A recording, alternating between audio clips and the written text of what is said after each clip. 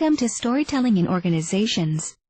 In the next 30 minutes, you are going to learn everything you need to become a master storyteller and learn how to improve your communication skills with your colleagues in your workplace.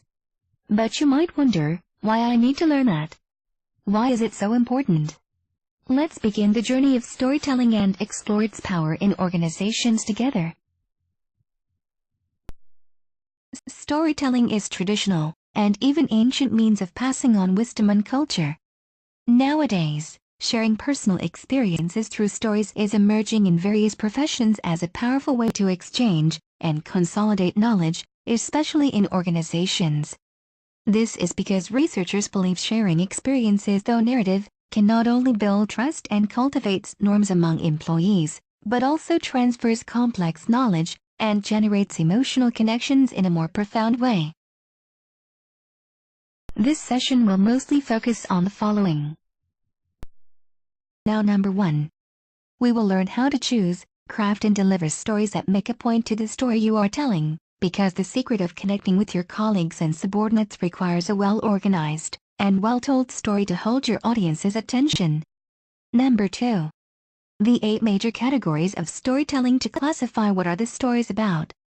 You will need to know the objective of the stories you are telling to shape corporate communication. Number 3. What are the functions of the stories can be identified and recognized to be used for aspiring variety kind of people in the workplace. Number 4. When is the most appropriate and useful moment for telling your story to optimize the purpose of storytelling in organization? And number 5.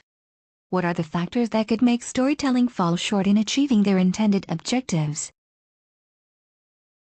Now let's go in details and look at each of them. The corporate community has recently recognized the potency of using storytelling strategically to position the company brands, transform their business, and engage and align employees in organization. It clearly identifies that storytelling is a pull, not push strategy, and it is about an engagement and interaction. A successful storyteller should practice their speaking skills to pull people into the dialogue, to make the audience as active participants, instead of just relentlessly push messages to their employees, without meaningful context, and hope with enough repetition of the message will stick into their mind. Storytelling is a selfless and empowering act. A good storytelling can point audience toward a desired conclusion, but gives them the freedom to draw that conclusion themselves. So when people draw a conclusion on their own, they not only respect it more, but also respect the storyteller more for helping them to reach it. This is because a truly great storytelling can touch everyone's hearts and their hands. It gets people to feel and to think as well. Therefore, the ultimate purpose of storytelling is to help audience to understand the ideas with emotions and resonate the ideas with people more effectively in order to increase the chances of lingering the ideas longer than they do on their own. This is the reason why they are much more likely to act on those realizations, and this is what a good storyteller should be. Remember, use stories to shape the way people think instead of forcing them to follow certain principles and ideas can help driving the company's culture for employees. Furthermore, storytelling draws from both magic and logic. By connecting people emotionally, storytelling opens a channel for mental connections to take place. A pipeline will allow the key messages, facts, and relevant information flow among individuals, and again, information alone almost never changes people's minds or their lives. But logic with feeling can make the magic. Now, let's move on to the next section, categories of storytelling.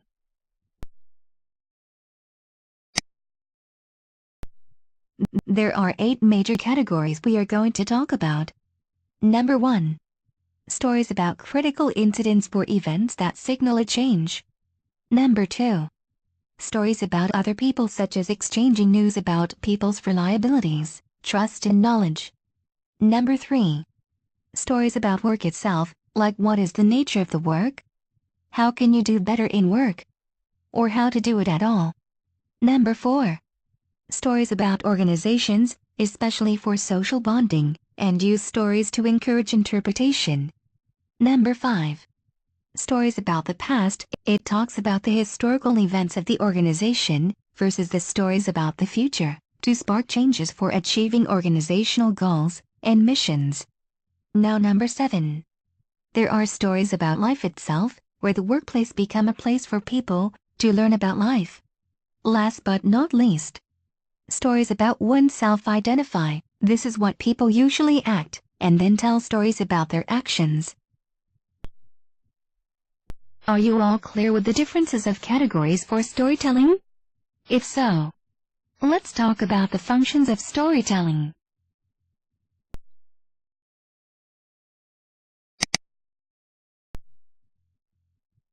It could be solely for entertainment, with no particular purposes or objectives when telling the story. It could be a joke, or something just to enlighten the atmosphere. It is also a powerful way to convey norms and values across generations within the organization, as norms and values are usually derived from the organization's past and also can be used to describe its future. Another function of storytelling in organizations is to nurture the communities to develop trust and commitment within oneself and others. Revealing personal stories can expose the individual competence and commitment to issues, as well as building trust and willingness to be vulnerable to others. Because one failure may seem like a success to another. Storytelling can also promote innovation because it can reach a large number of people amazingly rapidly and help them to get the idea in a flash. Other than that, storytelling can also help preserving organization and changing organization because we can use story to either invite people into the retention of business process or move audience to elicit the process of change in the organization. The stories must be simple and easy to be understood, told from the perspective of a single individual who is in a typical situation in the organization. Embody the change idea to elicit the audience to the ultimate purpose of changing. Make the story as recent as possible, with most up-to-date information. And stories must be true to reflect the reality and emphasize the reliability of the information. Then when is the good time to tell stories? When is the appropriate moment to lend people more naturally to stories with better leverage? Here are a few suggestions that you might find stories are particularly useful in the following sorts of contexts.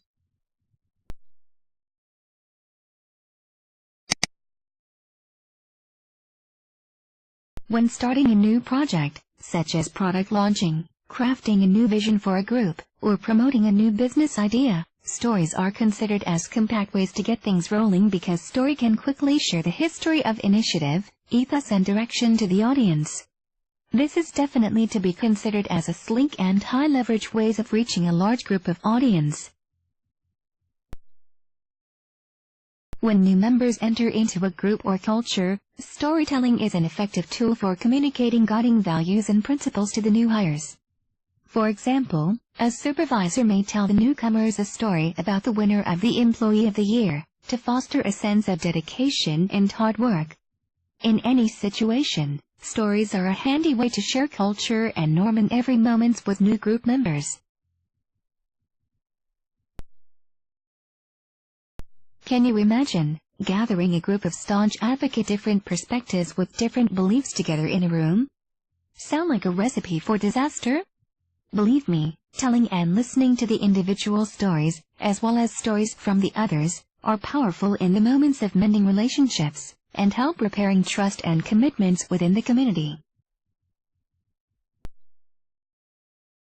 Of course, when you just simply want to share some insightful knowledge or to exchange some complex idea, you can use streamlined stories to strategically leverage the impact of the situation and make the knowledge memorable.